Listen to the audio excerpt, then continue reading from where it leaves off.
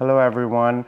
Senator Anthony Portantino just returned from a trip to Armenia, where he was accompanied by fellow lawmakers from the California legislature, as well as representatives from the IT sector in California, on a trip headed by the ANC Western region.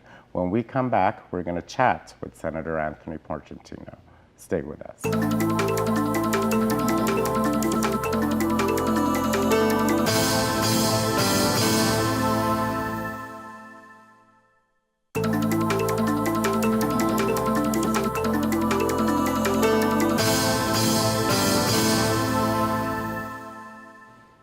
Welcome back, everyone. My guest today is State Senator Anthony Portantino. Welcome back, and welcome back from Armenia. You just came back from a, 10-day trip? About 13 days, actually. Oh, nice. Thanks for having me, Ara. Of course. It's been a while since I've been back. It's always a pleasure to have you. Tell us about the trip. Well, first of all, it was wonderful, and I have to give an appreciation to the ANC and Nora Hosepian for inviting me and creating this delegation of legislators. So 4 of us, 2 senators, 2 assembly members, went at the invitation of the ANC, and of course with the full cooperation of Zadeh Sanani and the mayor of Glendale. A wonderful delegation was created, and so the opportunity we had was to follow up on one of the things that the Prime Minister Pashinyan has talked about, which is tech. And so Evan Lowe, who's the assembly member from Silicon Valley, actually represents Silicon Valley. Henry Stern, who's the senator from the Valley, is on the tech caucus. And then Autumn Burke from Los Angeles was the third legislator to accompany me. And we invited tech industry experts to come with us. So it was legislative, but it was also a working trip with our representatives of Silicon Valley and the Armenian representatives of their burgeoning silicon and tech interests, and it was a wonderful trip. Yeah. You also went to Artsakh, which we're going to talk about Right. A little bit later, as well as the unveiling of the Artsakh Street in Glendale. But before we go on talking about the specifics, you were in Armenia last summer? I was in Armenia 2 years ago. Yeah. The same week that Pope Francis was there. Oh, okay. I was there 2 Junes ago. And since then, obviously, we've all seen a revolution happen. Did you see a difference when you were meeting with people and just walking around the city? Absolutely. The people were generally, there was a bounce in their step. There was an optimism. There was a hope. There was a self-determination. There was this embracing democracy, definitely a difference.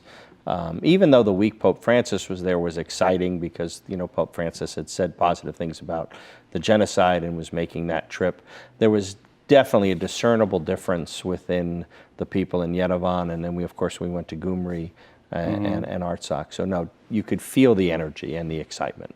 So while Armenia has said that it is a democratic state, we all know that for the past 20 some odd years, it's lived under pretty much authoritarian rule. Correct. And this is a new beginning. And as we were talking about earlier, democracy doesn't come without its work and fair share of pain. What is the advice that you have to give, especially to the young people who kind of spearheaded this? I think the reality of it is it showed you can make a difference.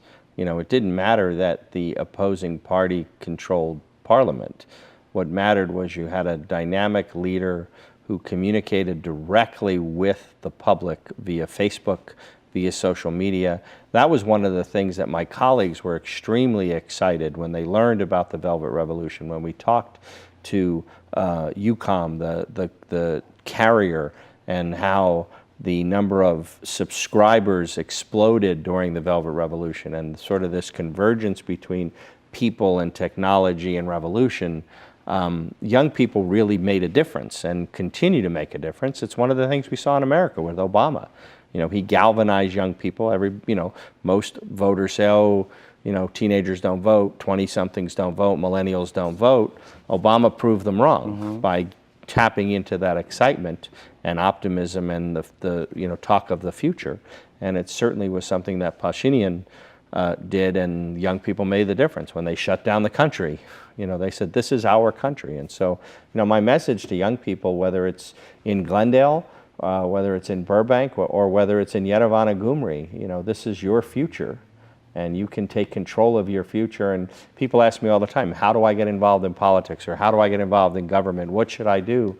One of the things I say was, find somebody you believe in, or find a cause you believe in, and throw your weight behind something you believe in. Because a lot of young people will say, well, what will help me? And I always say, what do you care about? And in this case, young people in Yerevan cared about the future of their country, and they took control of their country, and they empowered Nicole to become prime minister, and they made a difference. And the other thing, I was there in May, shortly after the whole thing was over, and I was talking to people, and I had to explain to them the concept of all politics are also local. Right. That if there are certain issues within their neighborhood, their village, their area, that they can propel that into Correct. some kind of a positive thing. You did meet with Nikol Pashinyan, Yes, the I new prime minister. What did you guys talk about? Well, it was very exciting. I mean, personally, I've actually never met a head of state. I've been a political leader for 20 years, but I've never met a head of state at the time that person was the head of state. And so that was exciting. And he was very warm, very engaging, very respectful to our delegation, gave us a significant amount of time. He appreciated, Nora's putting the delegation together, and he acknowledged his friendship with Zadeh Sinanian. He must have mentioned 3 times his good friend Zadeh. I will tell you, before I tell you some of the substantive things, there was one very funny interlude.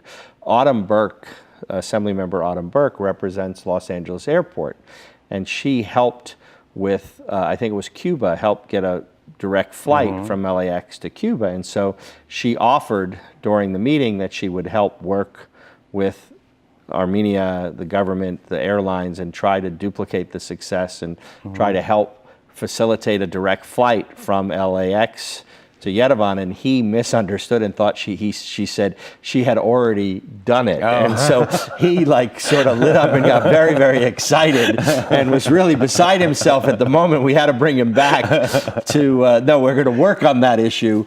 But it was a warm moment of just sort of extending the excitement. But, he's made tech a priority for his administration. And, one of the things that was exciting for my colleagues to see was just how much intellectual capital Armenia has, and how much gender equality in classrooms. When we were visiting classrooms, half were men, half were women. When we were in elementary school, half were girls, half were boys. I mean, in America, 97% of code writers are men. We don't have the same gender equity, and so the women legislators and the women tech executives were very excited to see that. So he specifically brought tech up as one of his top priorities, and that's why, working with ANC, working with Zari, and working with Silicon Valley, we put together a tech-focused group. So we talked about some specific exchange ideas of people, of intellectual capital. We talked about some of the infrastructure needs. One simple thing, just with startups having a way to facilitate currency exchange. Here we take PayPal for granted, we take Cube for granted, we take internet transactions for granted. It's much bigger of a challenge for the startups in Yerevan. And so that was an area where our tech folks went back with that as on their checklist of something to a specific to facilitate, because it's nice to have a startup, but if you can't make money off of your business, you're not going to hire people to help you. And so that was one specific. The expansion of internet, the creating more high speed, interfacing, bringing talent from Yerevan to Silicon Valley, bringing more executives back to Armenia. So exchange of ideas, exchange of people, and helping to facilitate a burgeoning industry were sort of the 3 main focuses of the conversation. When we come back, we're going to talk about what California can do in improving how things are in Armenia. So please stay with us. We'll be right back.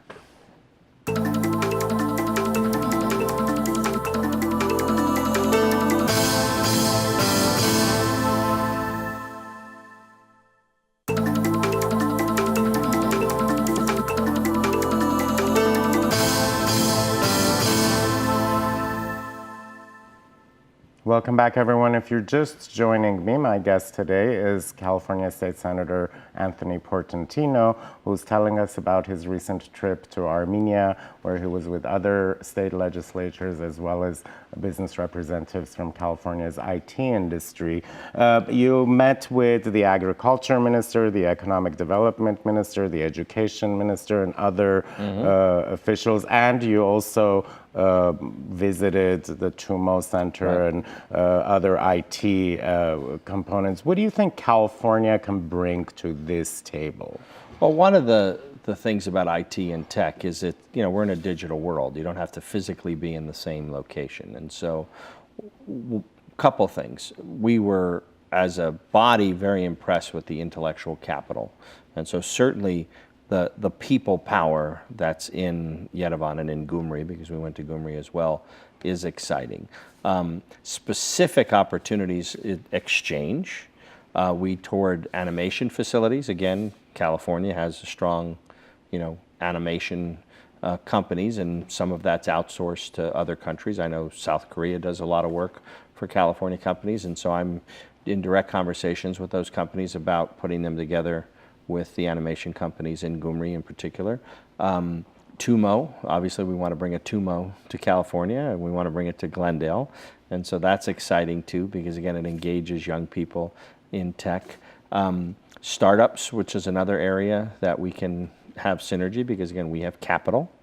They have ideas, so we went to Impact Hub as well and met with a number of different startup companies. We toured PixArt, which is the biggest success of all the startup companies, and they have an office in San Francisco. And again, that's another follow-up that's happening. The folks that were on our trip from Silicon Valley are meeting again with the folks from PixArt in San Francisco. I know that, like I said before, the company Cube is working on the direct facilitation of transactions. And then the UCOM folks really hit it off with Senator Stern.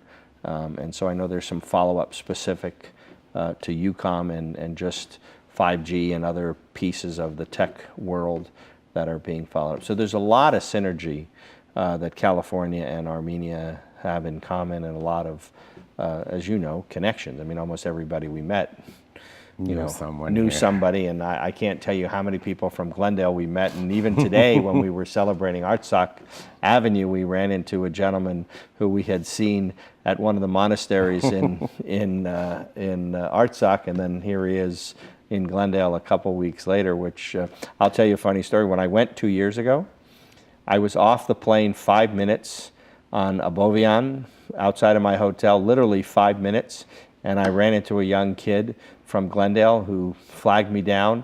And then 3 weeks later, when I was on Brand Boulevard for the festival, I ran into the same kid. Yeah, we get around, apparently. And the kid's name was William Henry Soroyan. Oh, okay. You can't write this stuff up. For example, there was a memorandum of understanding that was signed last year, the environmental, with the state of California. With the change in the government, how are these things that have already been in place going to advance? Well, one of the things, and this is a frustration, I had pitched Governor Brown during the meeting when we signed the environmental MOU to reinstate an official trade relationship with Hayastan. And he had said, well, I want to do an MOU before we open. Remember, Jack Scott opened up the trade office. He wanted to have a formal process. Unfortunately, because it was the last year of his term, he wanted to defer that to the next governor. So it gives me something to focus on when we go back in session in December, because it's on the top of my priority list to do a formal MOU between California and Hayastan. We'll also, when we talk about Artsakh, there's some other unique things that we're going to work on in relation to Artsakh as well. But that was the steps that Governor Brown wanted, was an MOU first, then discuss a trade office second. We didn't get there because of the terming out, and obviously you saw he vetoed the divestment bill, which It's unfortunate. Very unfortunate that he would do that. It was a strong message about civil rights and human rights, but a disappointing outcome. It was, but maybe next year. Right. I think Gavin is going to be open to, hope. I mean, I believe Gavin If elected. I think Gavin Newsom will win, just based on other mathematical factors. But I think he'll be much more open to some of the international things that Jerry was more focused on California. But to kind of alleviate some skepticism that I've heard, what's in it for let's say, the IT sector in California to do stuff in Armenia or with Armenia? Well, I think it's the nature of capitalism. You always want to expand markets. You always want to have build a better mousetrap. You always want to, tap new, bright ideas. So I think first and foremost, it's a whole new market. Second of all, it's as I said, the human capital piece of it. And then I just think there's just natural relationship. I mean, we are home to the largest Armenian community outside of Armenia. I mean, we just are. And so there's a lot of relationships that can be built. I should say that, on the state Senate, we have the Select Committee, which has been set up as a formal conduit. I chair the California State Senate Select Committee on Armenia, California, Armenia, and ARTSOC, Trade, Art, and Cultural Exchange. So we do have a framework to build on. Evan Lowe from, again, Northern California was very excited about working with the Armenian community there. He's going to be holding his own town hall. Nice. We're going to do a town hall with the ANC in Glendale. There's going to be another one up in Silicon Valley. And so there's lots of things that are happening as a result of the trip. And I think the involvement of the Armenia IT sector in the revolution was just incredible. And they also see some kind of a brighter future for them as things are progressing. What do you think will happen in Armenia? Well, I mean, as we said, democracy is messy. I mean, I'm an eternal optimist, and I think the people have the most power. Stability is important. When you want to attract capital investment into a country, you want to know that there's a stable government. I think the populist has the best interests at heart to be stable. We should have parliament elections. We should give the prime minister time to enact the change that the people want. And I think if he's given the time to do that, I think you are going to see more capital investment in the country. And within the diaspora, the people that I talk to want to invest. The people we saw on the street, many of them, I'm always amazed at how many people we run into from Glendale who say it's their first trip. You run into people who have, 2 homes, but I'd say half the people we run into, it's their first trip there. And I think that's exciting as well, that the diaspora, is very excited about what's going on in Armenia. And from what I've been told, it's the first time in the last several years that the flights going back have more people on than the flights leaving, and that's exciting as well. It is. Do you think that there's a role to play from California, whether it's legislative or otherwise, in this whole judicial element that's happening right now in Armenia, with them trying to, get the corruption cases out? And well, I think the election is the key. I know Ardashis Kasakian from Glendale has offered his expertise as an observer. I think that's where, diasporan attorneys and diasporan, civil rights activists and diasporan young people can go back to ensure that the elections are fair and open. And I think, what we saw today is that there's a resistance to the election because people are afraid to lose their jobs. People, as you know, politicians don't give up power. Nobody gives up power voluntarily. And I think there's a definite role. And, there's a responsibility. The diaspora can't just say, hands off. But there needs to be, it's a relationship, and California can help facilitate it. I think that was one of the reasons why this trip was important, is, here I am, I'm the non-Armenian, the legislators were non-Armenian, they were multi-ethnic, they were from Northern California, from Southern California. We're sending a message as well to our constituents that are non-Armenian, that we as a state value the relationship with Hayastan. When we come back, we're going to talk about your visit to Artsakh, because I remember last time you went, you came back very emotional, and I bet it was similar this time. Please stay with us. We'll be right back.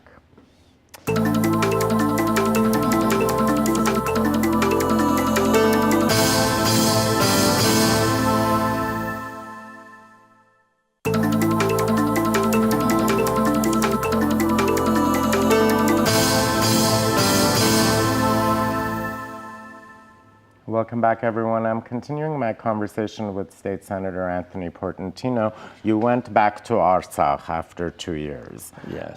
What was that like? You know, Artsakh is just wonderful, you know, and I made sure my passport was stamped this year because I had to do that. But no, Artsakh is wonderful. The people, to know that you're 5 miles from a violent threat, and the people are just so serene, so calm, so wonderful, and so benevolent. It really is a special place, which, you know, I understand why the whole diaspora, no matter where you were born, everybody has this endearment for Artsakh. And I had fun with the president of Artsakh, where I said, we have something in common. We both represent 150,000 Armenians. Now, there's a picture of it. Gave him a California blanket. And he really thought that was tremendous, that we both represent the same number of Armenians. And so we had a delightful time. Obviously, one of the things later on, and maybe we have time to talk about, when I came back from Artsakh, I taught a leadership class. Oh. Through the it's called the Leadership Academy in Yerevan in Georgia, and they do lectures. And so I lectured on leadership, and one of the things that I mentioned was every single Artsakh minister, politician, president, everybody said the same thing, that they would happily give up their position and stature for a unified, peaceful Armenia. And you never hear leaders, political people say, you know, I'm happy to give it up. You know, if my country is at peace and my family is safe, that's a price I'm willing to take. And so that was my impression 2 years ago about how wonderful the country is, and again was reinvigorated. And you know, we have some special plans that we're going to be doing with Artsakh related to the agriculture. That's what I wanted you to kind of talk about, because that is something that California really does have an upper hand in that. How can we in California help develop the agriculture? Right. So specifically, they've actually outlined a memo on some of the cattle interests, issues that they want us to highlight, and some of the vegetable interests. So I am communicating that directly with the ag industry in the Central Valley, and we're going to be sending some experts to Artsakh in the next couple months to work on those specific items. And so for Hayastan, it's tech, and for Artsakh, it's agriculture. Which is a good thing, although Artsakh has a burgeoning IT They do, but they also make that great mulberry vodka. Yes, so they do, which I hope you brought some back. I brought a Mikich. Yeah. Last time you were really moved when you went to the border and visited the troops. Did you have an opportunity to do that again? Yeah, it was very special. We went back to the foxhole, literally 150 yards away from the snipers. And it was a day of a shift change. And so we had this group of 18 and 19-year-old heroes who had been out there for 2 weeks, waiting to get changed with the new group that was coming in. And, you know, there's the career military officers. And, you know, they have a strength and a hardness to them. And then there's the 18-year-olds. You know, I look at my own 16-year-old daughter and my 27-year-old daughter, and I see this youthful patriotism in those young soldiers, and it was just wonderful. And 2 years ago, I've told you the story about the officer that handed me the dirt from the foxhole, and he said, you know, this is our land. We're going to stand on our land. We're going to fight on our land, and we're going to die on our land. And I brought that dirt back with me. It's in my office in Glendale, and at the time Zade was very emotional because he had to translate for me. This year, I actually grabbed a handful of different rocks from the front specifically for today's Artsakh Avenue dedication, and I made a cross out of the rocks, and so on Artsakh Avenue in Glendale, I placed the rocks that I got from the feet of the heroic soldiers at the front, and so that was quite special today because, as you know, Glendale dedicated Maryland Avenue, renamed Maryland Avenue to Artsakh Avenue, and so I was able to place those rocks in Glendale. You know, if an Armenian were to do it, you would say, you know, but for you to have had the forethoughts to bring that for this, it's incredible, and everyone from Artsakh should know that and should appreciate. What is the significance of naming a street Artsakh? Well, I think for several things. I mean, Glendale is an old community, and the Armenian community has a long-standing connection to Glendale. This isn't something of the last 20 years. This is something from the last 100 years. So that's number one. Glendale has been a diverse community, and there's, I think, a Councilmember Najarian read all of the names of different ethnic streets throughout the city, and so, you know, I was very pleased that, you know, Mayor Sinanian and the council, you know, took this idea from, you know, activists who suggested it and took it from the idea phase and made it into something real. And so I think it sends a message, certainly to diasporan Armenians, certainly back to Artsakh, but it sends a greater message to non-Armenians as well, that there's a culture that should be appreciated, there's a spirit that should be appreciated, and that stretch of Maryland is a promenade that the city has plans for.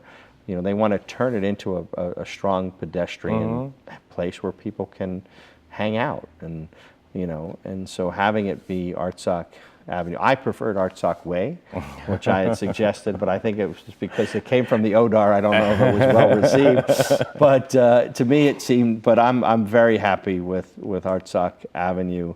And interestingly, when we were in Stepanakert 2.5 weeks ago, they mentioned to Zade that they would like to name something in Stepanakert Glendale. And so there's no specifics yet, but I think they appreciate the connection as well. And so I think there's going to be something named there appropriately. That ought to be interesting. I'm trying to envision which part of Stepanakert, and I'm sure they'll come up. They'll come up with something appropriate, and I think that's also cements the relationship. And as I said, you know, everywhere we turned around in whether it was Shushi, you know, we went to the music school and we went to the beautiful white church. There was a wedding going. My favorite picture from the trip was we crashed a wedding that was going on at the church in Shushi, and people were very excited that we were there, and so that was kind of fun. And then on the long drive back, we went by the monastery, which name is escaping me, but the monastery that was liberated in the 1990s by a young priest who's now there overseeing. The priest is overseeing the renovation of that monastery, and it was just. And he showed us the original photos from the liberation, and here we were in 2018, you know, celebrating Mass and a special place. Yeah. How do these trips actually empower those who have gone to make a change? It doesn't matter whether it's in Armenia or here in California. Well, I think it's about learning. You know, every day, you know, you have to learn about your fellow man. You have to learn about, you know, or that old saying, walk in other people's shoes. And I think that's what was so wonderful about this trip, is how much my colleagues got out of the trip. You know, we spent over 2 hours at the Genocide Museum because my colleagues really wanted to read every panel and take in every story and appreciate the moment. It wasn't just, let's just stop by for an hour. We spent a long time there, and it really sunk into their being. And so, you know, obviously, you know, California passes a genocide resolution every year, but next year, for those 3 legislators who accompanied me, it's not just going to be a pro forma vote. They've now been have experienced the firsthand accounts of what the genocide did to so many families, and they got to read about it and see it and feel it. And so it's going to be a different vote. You know, you talk about that pebble in the pond, it just keeps Yeah. building. So yes, there's the hard trade benefits and the commerce and the intellectual capital, but there's also understanding the Armenian people and understanding the struggle, understanding why, you know, it's an assault on a sensibility to a people when Erdogan does what he does, or when Turkey, you know, gets presidential candidates to recant their promises, you know, why that hurts. Because it's painful and it's real, and it, you know, 1.5 million people died. And so now you have 3 more legislators and California business leaders who have a piece of that in their DNA from this trip. And that's why it was great that the ANC invited us, and, you know, Zadeh put the trip together with Nora, and, you know, we had a great time. That's good. And we're going to come back shortly and continue our conversation. Stay with us.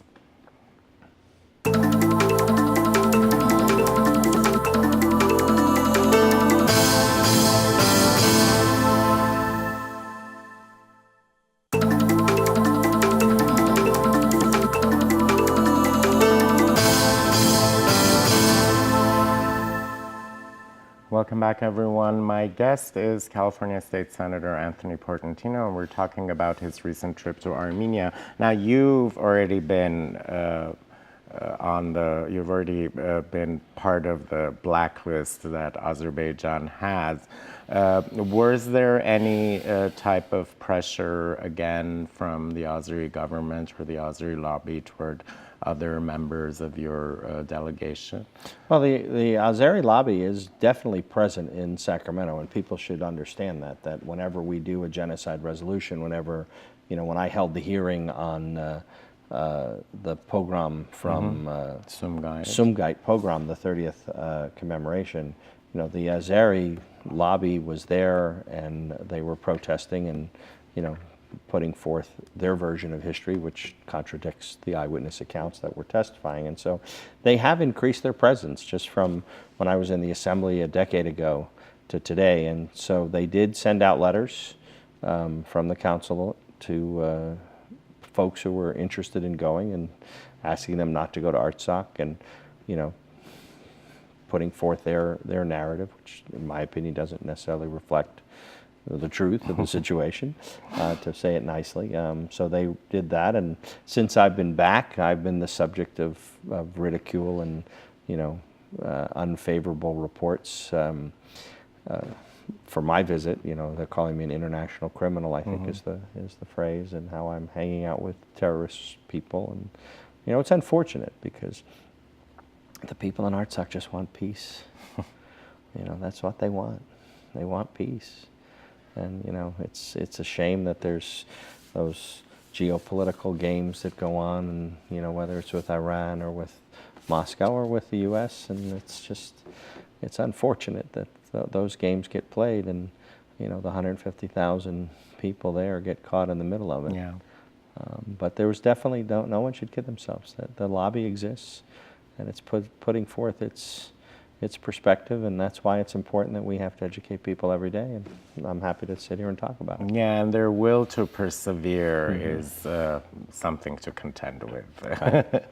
Let's come back here. This past year has been amazing as far as some of the elements that you've pushed forward.